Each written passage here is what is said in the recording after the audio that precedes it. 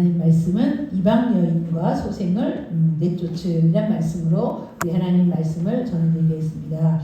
여러분, 이 에스라는 지금 하나님의 율법을 보았을 때 이들이 율법대로 행하지 않으므로, 즉 다시 말하면 바벨론의 잔재물들을 가지고 그대로 고국 땅으로 돌아왔고, 그리고 성전이 이제 건축됨으로 말미암아 성전 예배를 드림에도 불구하고 그들은 여전히 옛 습성을 버리지 않았고요, 옛 습관을 버리지 못했습니다. 여러분, 여기서 옛 습성이란 대표적으로 뭘 말하느냐, 즉 우상 숭배를 말합니다.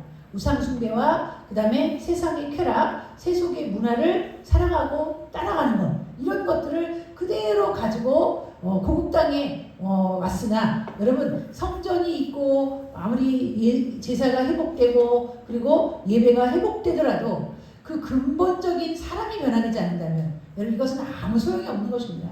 우리 마음에서 변화가 일어나지 않으면 아무것도 우리는요 변화된 것이 아니라는 걸 알아야 됩니다. 일시적으로 잠깐 달라졌다고 해도 그건 또다시 원래 그 근원부터 그들이 변화되지 않았으므로 다시금 제자리로 돌아갈 수 있다는 걸 알아야 됩니다.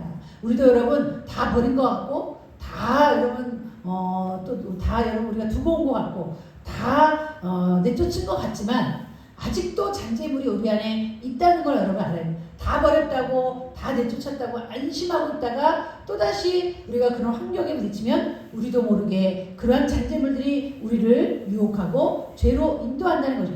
그래서 오늘 이 에스라가 그 하나님 성전 앞에서 통곡한 일은, 그들이 바벨론에서 올 때 그대로 모든 걸 다 가지고 왔어요. 우리가 아침에도 이런 우상을, 야곱이 그 가족과 가문과 종들과 포로로 사로잡혀온 백성들까지도 다 이방의 잔재물들을 다 상수리 나무에 묻어버리고 갔다는 거 잊지 마시기 바랍니다. 네. 이것은 장래의 이스라엘의 미래가 달려있는 거예요. 우상을 들고 가면 그 우상을 또 분연히 섬길 것이고, 우상을 섬기게 되면 하나님을 자연스럽게 그들이 버리게 될 것입니다. 우상이냐 하나님이냐, 이 둘 중에 우리는 반드시 선택해야 돼요. 우상을 선택하면 그는 영원한 멸망과 세상적인 백성이 될 것이고, 하나님을 선택하면 하나님의 백성과 영원한 생명을 얻게 되는 것입니다. 우리는 두 가지 다 취할 수가 없어요. 여러분 안에 난 하나님도 좋고 무엇도 좋다, 나는 하나님도 좋은 말이라 어떤 세상 것도 좋다, 이것을 여러분 우리는 다 가지고 갈 수 없다는 거예요. 둘 중에 하나는 우리는 하나님 앞에서 분명히 버려야 돼요. 무엇을 버려야 될까요? 하나님을 버려서는 안 되죠. 그럼 뭘 버려야 돼요? 오늘 이방의 잔재물들, 바벨론의 잔재물, 세상의 잔재물들을 우리가 다 버려야 그 사람이 진정으로 참 베델의 사람이고 참 베델의 하나님을 만날 수가 있어요. 그 진짜 엘 베델의 하나님을 그들이 만나고, 그리고 그 베델에서 하나님을 만났던 것처럼 우리는 하나님의 영원한 집에서 하나님을 영원히 섬길 수 있는 것입니다. 그러므로 오늘 우리는 우리 본문 안에 살펴보므로, 과연 에스라가 이런 마치 자기가 지은 것처럼 통곡하고 옷을 찢고 하나님의 성전 앞에서 또한 자복하며 많은 백성의 죄를 대신 그가 고백할 때, 자백할 때 백성들의 마음에 감동이 일어났습니다. 오늘 우리 본문을 통해서 살펴보겠습니다. 10장 1절에서 우리 4절 말씀, 우리 졸린 것 같은데요, 한 절씩 들어가면서 읽겠습니다. 우리 박사님부터 10장 1절을 읽어주세요.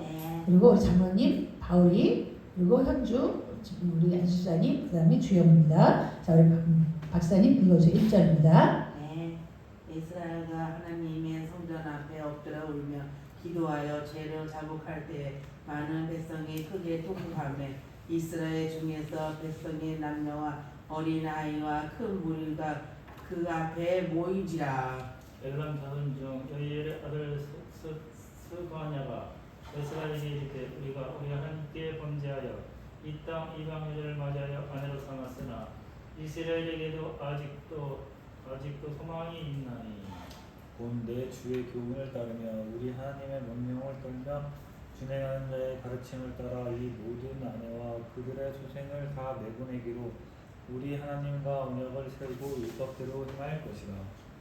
당신의 주장을 이미 이루었고 우리가 동물이니 행하소서하니라. 아멘. 예, 오늘 이 에스라가 하나님의 성전 앞에 엎드려 울며 기도하여 죄를 자복할 때, 여러분 이 죄는 에스라의 죄가 아니라 백성들의 죄를 대신하여 하나님께 아뢰는 그러한 중보기도입니다. 여러분 이 에스라가 왜 중보기 됐냐? 그는 제사장이자 백성의 지도자였습니다. 제사장은 항상 자기 죄를 먼저 아뢰고 백성들의 죄를 가지고 하나님께 나아가는 거예요. 마치 자기가 지은 죄처럼. 예수님이 대제사장, 우리의 대제사장인 것은 마치 자기가 죄를 지은 것처럼 그 죄 때문에 심판을 받으셨기 때문에 예수님은 마땅히 우리의 대제사장이 될 수 있고, 또 오늘도 살아계셔서 우리의 죄를 위하여 중보기도하고 계신다는 걸 우리가 알 수 있습니다. 여러분 이 에스라는 제사장이기 때문에 마땅히 백성들의 죄를 자복하고 그리고 엎드려서 하나님 앞에 통곡하는 이 모습을 보고 백성들의 마음이 감동하였습니다. 여러분 우리가 하나님의 종들이 백성들의 죄를 위하여 애통하며 기도할 때 여러분들도 함께 자신의 죄를 놓고 기도해야 돼요. 자신의 죄를 놓고 기도할 때 그 기도가 하나님께 상달되고, 그리고 또한 백성들의 마음이 하나님께로 향하게 될 줄 믿습니다. 오늘 이와 같이 에스라가 백성들 앞에서 모범을 보이며 마치 자기가 죄를 지은 것처럼 통곡하며 울며 자복하는 이 광경을 본 많은 백성들이 그 에스라에게로 몰려왔습니다. 에스라에게로 돌아왔습니다. 그때 오늘 우리 2절에 보니까 여희엘의 아들 스가냐가 에스라에게 이 문제의 해결점을 이 문제를 해결할 수 있는 그런 돌파구를 열어놓았는데, 그게 뭐냐면 우리 하나님께 범죄했으니 이제 이 땅 이방 여자를 맞을 아내로 삼은 모든 이스라엘 백성들을 그 이방 여인을 내어쫓고 그 소생들을 내어쫓는데 이 일은 바로 에스라 당신이 하셔야 됩니다라고 그가 기회를 주었습니다. 힌트를 주었습니다. 이것을 이 에스라가 감당한 것이 아니라 바로 이 여히엘의 아들 스가냐가 이 일을 해낸 건데, 하나님은 일반 백성 평신도의 마음을 움직여서 이 에스라에게 이러한 애통함에 그리고 하나님 앞에 자복하고 회개하는 그러한 열매를 하나님께서 맺게 하신 것입니다. 그래서 우리는요, 아무튼 우리가 회개하고 자복하고 하나님 앞에 구한 그 기도는 반드시 사함받고 열매를 맺는다는 것 잊지 마시기 바랍니다. 아멘. 우리의 죄를 놓고 하나님께 기도했습니까? 그러면 그 죄의 열매가 다 끊어지는 거예요. 우리의 또한 여러분 어떤 문제를 놓고 하나님께 기도하면 하나님 그 문제를 가지시고 또한 그 문제를 해결해 주십니다. 이처럼 기도는요 참으로 놀라운 능력이 있습니다.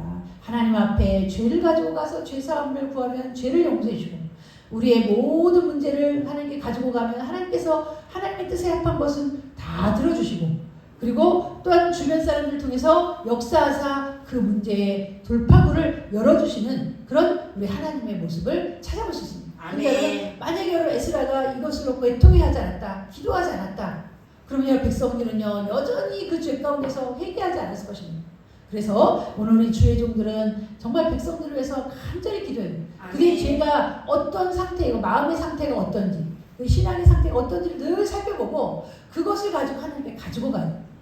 신앙이 나른해지고 게을러지고 또 나태해지는 그런 성도는 없는지, 또는 하나님 앞에 기도를 게을리하는 성도는 없는지, 말씀을 게을리하는 성도는 없는지 늘 살펴보고 그 백성들을 위해서 하나님 앞에 간구하는 이 에스라의 이런 기도가 하나님께 상달되었는데, 오늘 우리 이 하나님 앞에 상달된 그 여러분 에스라의 그 기도는요, 우리 3절 말씀해 보니까 곧 내 주의 교훈을 따르며 우리 하나님의 명령을 떨며 준행하는 자의 가르침을 따라 모든 아내와 그대의 소생을 내보내기로 하고라고 말하고 있어요. 내보내기로 하고.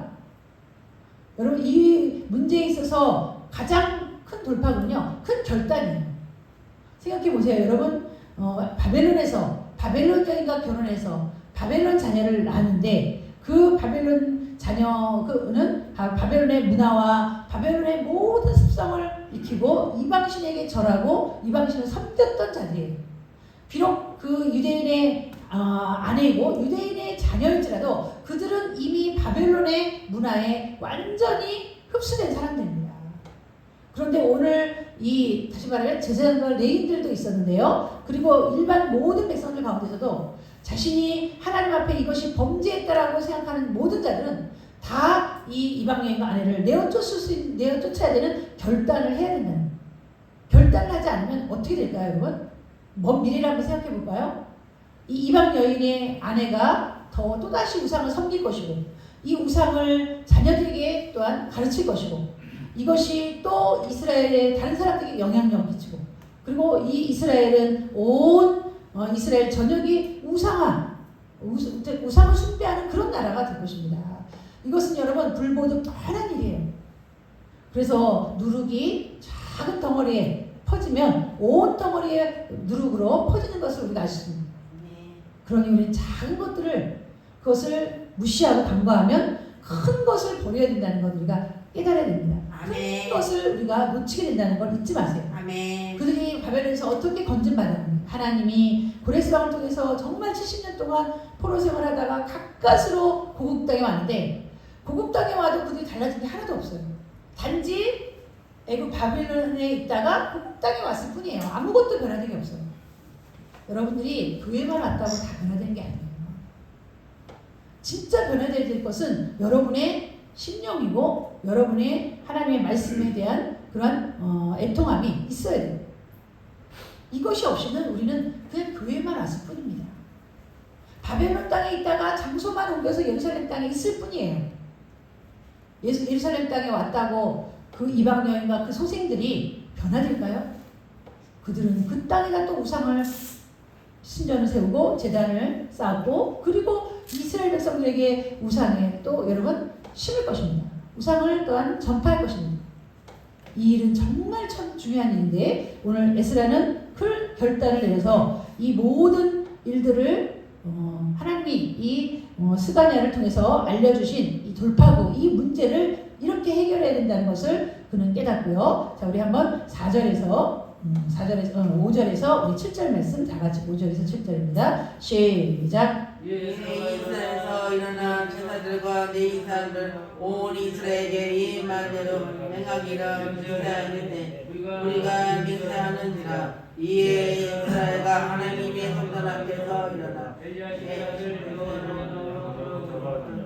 그들이 들어가서 사도들을 따르되 죄를 근심하며 음식도 먹지 아니하며 물도 마시지 아니하더니 유다와 예루살렘과 서로 다투던 이스라엘 자손에게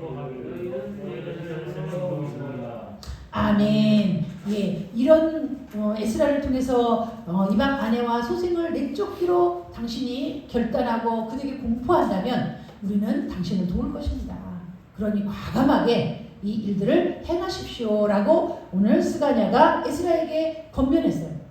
그랬더니 에스라가 많은 제사장들과 레위 사람들과 이스라엘을 다 불러 모아가지고 뭐라고 공포했냐면, 즉 너희들은 맹세해라. 너희들의 이방 여인의 아내, 소생이 있다면, 아내와 소생이 있다면 다 내어 쫓기로 이 시간 맹세해라 했더니 백성들이요 맹세하겠다고 했어요. 여러분, 이건 쉬운 일이 아닙니다. 다시 말하면 지금 이 이방 여인을 내어 쫓고 그 자녀들을 내어 쫓는다면 그는 이제 호를 단신, 아무 자녀도 없고 혼자 살아가야 되는 거예요. 그러면 얘는 어떻게 될까요? 다시 이스라엘 여인과 결혼해서 그 가정을 이루어야 돼요. 이게 보통 문제가 아닙니다. 그 자녀가 몇 살인지 성인인지 어린아이인지는 알 수 없지만 이거는 먼 미래의 이스라엘을 위해서 이것은 희생할 수밖에 없는 일이에요. 생각해 보세요. 만약에 이방 여인의 자녀의 소생이 그냥 자기의 아들이나 자기의 호적에 남아있다면 그 자들이 또 결혼해서 우상을 숭배할 것이고 그 자녀가 또 결혼해서 또 우상을 숭배할, 절대 여러분 하나님을 섬기는 자가 될 수가 없어요. 먼 미래를 한번 여러분들이 내다보세요. 이것이 그들이 근본부터 하나님을 모르는 자들이 하나님을 믿을 수 있다는 건 이건 여러분 불가능한 겁니다. 그래서 우리는 처음부터 믿는 자와 멍에를 같이 해야 되고 하나님을 아는 자와 멍에를 같이 해야 그 미래가 아주 시험에 들어가지고 크니 밝아지고 그 미래가 탄탄한 거예요. 만약에 여러분 이 가운데서 하나님을 믿지 않는 자들과 계속해서 이런 결혼관계, 가정관계를 이끌어간다면 그 미래는 캄캄하고 어둡습니다. 자기의 자녀들도 아니 그 자녀의 자녀까지도 불행을 낳게 되는 거고 이스라엘 전역이 우상의 나라로 또 만들어버리는 거죠. 이건 여러분 작은 일이 아니에요. 그래서 우리 믿는 자들은 정말 다시 한번 이것을 통해서 결단할 것은 믿지 않는 자와는 멍해를 같이 하지 마시기 바랍니다. 아멘. 믿지 않는 자와 멍해하면 여러분의 미래는 아주 캄캄하고 흑암이고 어둡고 그 미래가 불투명해져. 아멘. 그걸 알면서도 나아간다는 건 불구덩이로 내가 뛰어드는 거예요. 결코 여러분 믿지 않는 아내가 믿지 않는 남자가 그 여러분들을 하나님께로 더 인도하진 않습니다. 세상으로 더 인도하겠죠. 우상에게로 인도하겠죠. 대부분 남자가 불교의 집안으로 시집간 그 그리스도인 며느리들은요 대부분 그 집안을 따라가요. 그렇죠? 지금도 하나도 예수를 믿지 않고 다 불교로 넘어가 버렸어요. 아멘. 그의 인생은 대부분 제가 만난 사람들 중에도 그렇고요. 대부분 아유 내가 처녀 때는 예수님을 잘 믿었는데 내 남편 잘못 만나서 내가 이렇게 교회를 떠나고 하나님을 떠났다. 불교 집안으로 와서 교회로 나갈 수가 없다. 이런 간증을 얼마나 많이 들었는지 몰라요. 나는 안 그러겠죠. 여러분 절대 그렇지 않습니다.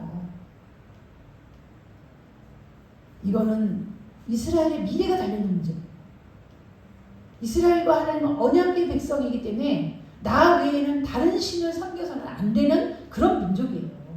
철저하게 언약으로 맺어준 하나님은 나의 하나님, 이스라엘 백성은 하나님의 백성으로 철저한 언약 관계에 맺어진 그래서 그들이 이 땅에 태어난 민족들이라고요. 그런 뚜렷한 목적을 가지고 태어난 자들이에요. 이방 민족처럼 그렇게 아무나 결혼해서 아무나 가정을 꾸리고 우상을 숭배하고 신전과 제단을 세워서 그렇게 아무렇게나 살아가는 타락한 민족의 백성이 아니라는 겁니다. 이것은 곧 다시 말하면 여러분들이 그렇다는 겁니다. 여러분은 이방 민족, 타락한 민족, 세상의 백성으로 하나님이 부르신 게 아닙니다. 예수 그리스도로 말미암아 언약으로 맺어진 자들이므로 우리는 그 어떠한 관계에 있어서도 이 언약을 파기해서는 안 돼요. 언약을 지켜야 돼요. 그래서 오늘 에스라는요 그 많은 백성들에게 뭐라고 하면 너희들 맹세해라. 맹세. 뭘 맹세합니까? 그 이방 여인의 아내와 소생들을 내쫓기로 내 앞에서 맹세하라. 맹세하라 했더니 그들이 어떻게 했습니까? 맹세하니라. 5절에 보니까요. 이에 에스라가 일어나 제사장들과 레위 사람들과 온 이스라엘에게 이 말들을 행하기를 맹세하게 하며 무리가 맹세하는지라. 여러분 맹세는요 반드시 지켜야 될 때 맹세를 하는 거예요. 내가 이것은 반드시 지키겠습니다 하고 맹세하겠습니다 라고 할 때 이건 꼭 지키는 거예요. 그래서 맹세를 그들에게 요구했어요. 맹세하겠다. 오늘 그래서 이 에스라는 그 백성들의 맹세의 소리를 듣고 어디로 갔느냐? 오늘 6절에 보니까 하나님의 성전 앞에 있는 엘리야십의 아들 요하난의 방으로 들어갔는데 여기는 제사장들이 잠시 쉬는 그런 방입니다. 근데 이 에스라가 엘리야십의 아들 요하난의 방으로 들어간 이유는 6절에 보니까요. 그가 사로잡혔던 자들의 죄를 근심하여 음식도 먹지 않고 물도 마시지 아니하더니 일단 백성들을 맹세시켜 놓고 그리고 에스라는 뭐 했습니까? 금식하며 또 기도하는 것입니다. 이 백성들이 이 맹세한 대로 지키게 해달라는 사람들은요 쉽게 맹세하고 쉽게 깨뜨려요. 사람의 말을 믿으면 안 돼요. 주의종들은 사람의 말을 믿지 말고 반드시 여기 엎드려서 하나님께서 그 맹세를 지켜달라고. 하나님께서 성도들의 입을 주장해달라고. 하나님께서 성도들을 주장해서 말씀대로 이루어달라고 반드시 중보기도 해야 그 말씀이요 현실적으로 이루어지는 거예요.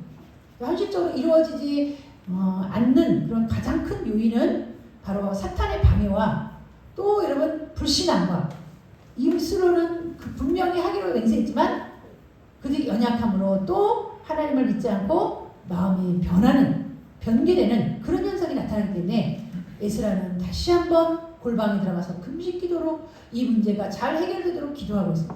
얼마나 철두철미한 그런 주의 종이라는 걸 알 수가 있어요. 아멘. 사람의 말만 믿지 않았어요. 아멘. 여러분도 자신들이 말한 것을 정말 잘 지키려고 하지만 사람들은 대부분 안 지키지 않는 경우도 많이 있어요. 그런데 내가 정 지키지 못할 것 같으면 기도하세요. 하나님 지키게 해주세요. 아멘. 내가 이렇게 말했는데 하나님께든 사람에게든 이렇게 말했는데 지킬 수 없는 상황이라면 기도하세요. 지키게 해달라. 아멘. 그럼 하나님이요 희한한 방법으로 여러분들의 말을 지키게 해주십니다. 그래서 오늘 에스라는 이 백성들에게 그와 같이 맹세케하고 자기는 가서 골방에 들어가서 하나님 앞에 기도했습니다. 금식 기도했습니다. 우리 7절에서 11절 말씀까지 우리 송성환 안사님부터 다시 돌아갑니다. 우리 7절입니다. 시작. 유다와 예루살렘에 사로잡혔던 자들의 자손들에게 공포하기를 너희는 예루살렘으로 모이라. 누구든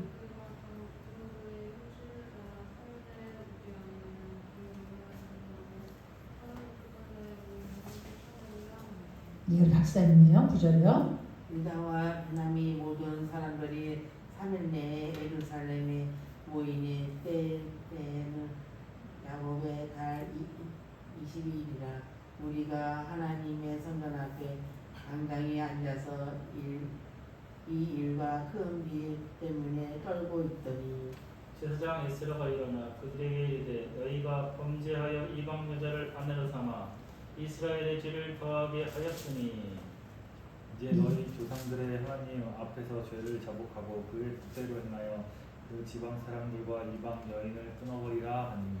아멘. 예, 금식 기도하고 온 에스라가요. 이제는 유다와 예루살렘에게 모든 자손들에게 공포했습니다. 너희는 예루살렘으로 모여라.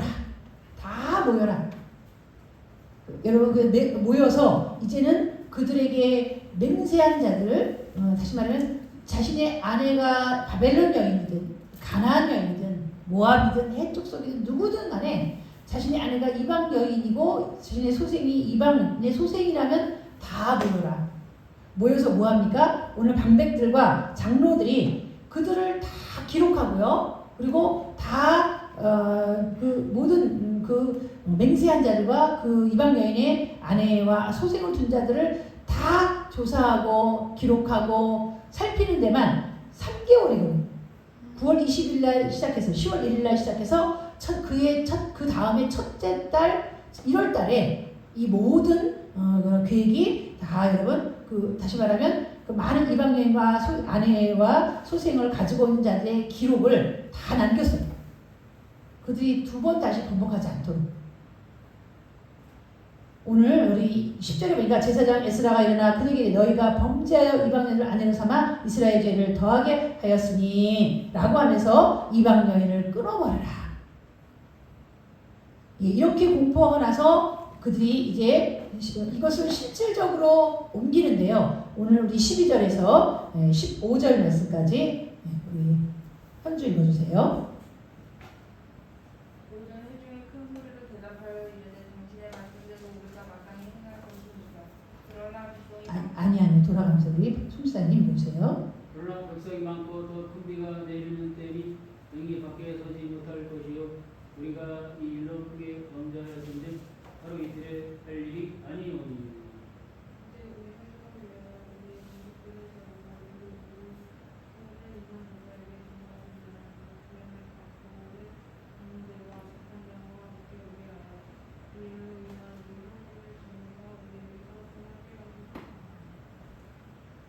네, 15절까지요. 오직 네.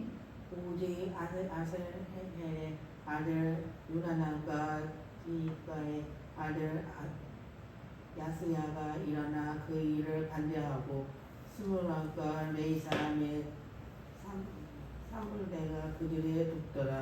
아멘. 예, 오늘 이 백성이 다 모여서 맹세하고 이제 그 일을 행하는 데 있어서 이것이 수일 내에 끝나지 않을 것을 먼저 말했어요. 그래서 지금은 큰 비도 내리고 이것이 수일 내에 끝나지 않으니 이제 좀 시간을 두고 다 철저하게 조사해서 그 이방 여인의 아내를 둔 자와 소생들을 다 찾아내서 기록하고 그리고 결단해서 그들을 내어쫓는 작업이 3개월이라고 그랬어요. 3개월. 오늘 이 13절에 보니까요. 그러나 백성이 많고 또 큰 비가 내리는 때니 능히 밖에 서지 못할 것이요 우리가 이 일로 크게 범죄하신즉 하루 이틀에 할 일이 아니오니 라고 말하고 있어요. 여러분 이것은 사람이 결단한 대로 사람이 말한 대로 이루어진다는 게 얼마나 어렵다는 걸 알 수 있어요. 그것도 혈연관계를 끊어버린다는 거. 그리고 부자관계, 부녀관계 그리고 남편과 아내 관계를 끊어버린다는 건 이건 보통 일이 아닙니다. 그런데도 이 이스라엘 백성은 하나님을 섬기기 위한 그런 열정을 가지고 다 동참했어요. 이방 여인을 둔 모든 남편들이 다 동참하고 물론 여러분 여기에는 표현되어 있지 않지만 이방 아내를 둔 다시 말하면 이방 남편을 둔 여인 중에 이방 남편을 둔 그 남편들도 다 내어 쫓김을 당해요. 아니요, 어쩌면 여러분 그들은요 아마 고국 땅으로 오지 않았을 거예요. 남편이 바벨론 사람이고 여인이 유대인이라면 온 여인들도 있겠지만 대부분 남편의 그 나라에서 거주하지 고국으로 오지 않습니다. 여성들은 그 당시에 호적에 올라가지 않았기 때문에 그러나 개 중에 만약에 있었다면 그 남편도 다 내어 쫓을 상황이에요. 예, 이렇게 그들이 결심을 하고 오늘 이 큰 일을 행하려고 하였을 때 여기에 꼭 뭐가 있냐면 반대자들이 있다는 거예요. 우리가 선한 일을 하려고 하면 꼭 이상하게 반대자들이 있어서 그 선한 일을 방해하는 자들이 있어요. 여러분들은 항상 예하고 아멘 하는 데 속해야지 노 아니요 하는 데 속하면 안 돼요. 예수님도 뭐라 그랬습니까? 하나님에게는 예만 있지 아니요는 없다. 아멘. 하나님의 말씀 앞에서 우리는 다 아멘, 다 예, 순종만 있다는 거예요. 오늘 이런 반대에도 불구하고 하나님의 일은 착착착 진행돼서 이것이 잘 순조롭게 진행되어 가는데요. 16절에서 17절 말씀 읽어주시기 바랍니다. 누구입니까? 예, 우리 읽어주세요. 사로잡혔던 자들의 자손이 그대로 한지라 제사장 에스라가 그 종족을 따라 각각 지명된 족장들 몇 사람을 선임하고 열째 달 초하루에 앉아 그 일을 조사하여 첫째 달 초하루에 이르러 이방 여인의 아내로 맞이한 자의 일을 조사하기를 마치니라. 아멘. 여기 본문에 보면 이스라엘 백성이라고 말하지 않고 항상 뭐라고 말해? 사로잡혔던 자들이라는 표현이 있어요. 이것은 왜 성경 저자가 이렇게 기록했을까요? 그들이 이전에는 사로잡혔던 자였거든요. 근데 하나님의 은혜로 구원받아 자신의 고국 땅으로 은혜로 돌아온 자들이기 때문에 은혜로 돌아온 자들이기 때문에 그들은 하나님에게서 자유로울 수 없다는 거예요. 이전에는 바벨론 민족에게 포로 생활하였고 노예로 살았다면 이제는 하나님께서 거기서 노임받게 했으니 이제는 누구의 종으로 살아야 돼요? 하나님의 종으로 살아야 돼요. 하나님이 그들을 샀거든요. 하나님이 그들을 고레스 왕 통해서 고국 땅으로 돌아오게 자유케 해주었거든요. 그러면 이제 그들이 누구의 종이 되었습니까? 하나님의 종이 되었어요. 그래서 여기 보면 항상 사로잡혔던 자들을 과거의 이스라엘 백성, 유다 백성 그렇게 쓰지 않았어요. 너희는 사로잡혔던 자들이다. 왜? 하나님 앞에 심판받아서 하나님 앞에 징계와 채찍을 받아서 너희들은 영원히 미래가 없고 그 소망의 불이 꺼졌던 자들이었다. 하나님이 다시 구루터기로 남은 자로 너희들을 살렸는데 너희들이 아직도 정신을 못 차리고 또 바벨론에서 생활했던 것처럼 생활하려고 하느냐. 그런 의미로 이 에스라는요 사로잡혔던 자들이라고 표현하고 있어요. 그래서 그들을 계수해 보았더니 몇 사람을 책임자를 두어서 조사해 보았더니 열째 달 10월 1일에 그 일을 조사하기 시작해서 언제 끝났다고요? 그 다음에 1월 1일에 모든 이방 여인을 맞이한 자의 기록을 다 조사해서 그 기록을 완성했다. 여러분 기록이 완성되면 이제 뭐만 남았습니까?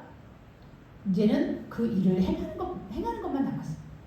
오늘 에스라가 그리고 그 방백들과 장로들이 다 너희들 모여라.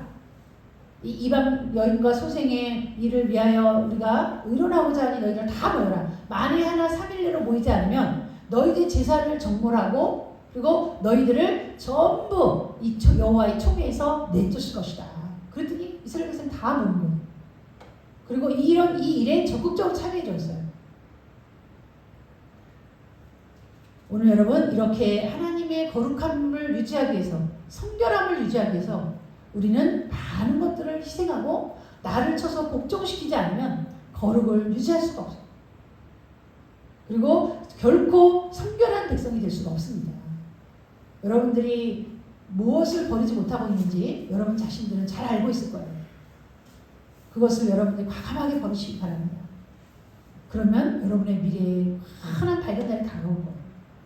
어둡고 캄캄한 칠흑 같은 앞이 보이지 않는 그런 캄캄한 시대가 아닌 광명한 시대로가 열릴 겁니다.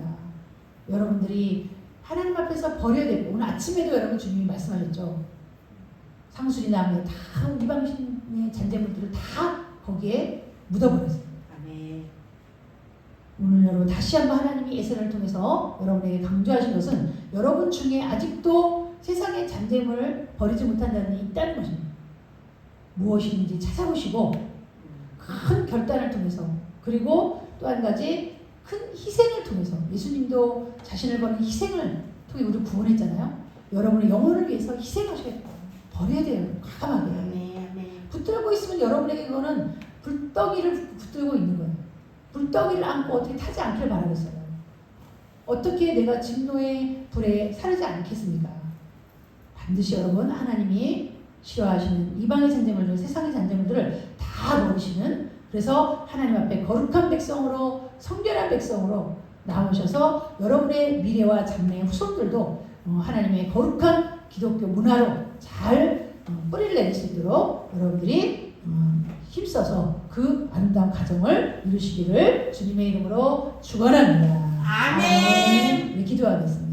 하나님 아버지 감사합니다. 참으로 하나님께서 원치 않은 것을 붙들고 있다면 그것은 나를 아버지 하나님 진노에 이르게 하는 하나님의 심판과 진노에 이르게 하는 것임을 알고 과감히 버릴 수 있는 그런 결단을 하도록 인도하여 주시오. 내 가정 안에서 우상이 무엇인지, 내 심령 안에서 우상이 무엇인지, 또한 내 삶 속에서 하나님보다 더 사랑하는 것들이 무엇인지, 세속화된 것이 무엇이든지 다 버리고 하나님 앞에 온전히 설 수 있게 도와주시옵소서. 예수님의 이름으로 기도하옵나이다.